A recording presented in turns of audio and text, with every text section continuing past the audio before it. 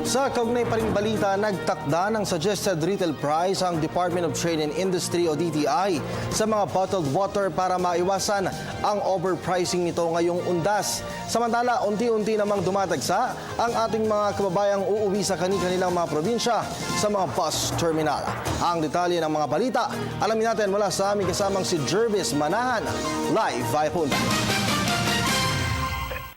Yes, nag-ikot nga si DTI Undersecretary Vic Dimagui sa Araneta Center Bus Terminal kanina para magpaskil ng mga suggested retail price o SRP ng bottled undas.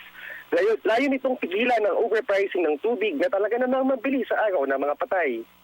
Sa distilled water, ang pinakamaliit na bote ay dapat nasa 6 hanggang 11 pesos lang depende sa brand. Yung pinakamalaki naman na 6 liters ay nasa 50 to 81 pesos dapat ang presyo. Sa purified water, nasa 5 piso hanggang 11 pesos sa pinakamaliit na bote dapat. Gate ng DTI, dapat i-price tag ang mga binibiling tubig. I-issuean daw ng warning ang mga mahuhuling hindi sumusunod dito. May konsiderasyon naman daw sila lalo na sa mga food stalls at maliliit na tindahan. Basta wag lang sanang doblehin ang presyo. Samantala, unti-unti na sumisikip ang Araneta Center Bus Terminal dahil may mga taong piniling umuwi ng mas maaga at wag na makipagsiksikan sa dagsa ng pasahero sa mga susunod. Para sa Telebisyon ng Bayan, Jervis Manahan.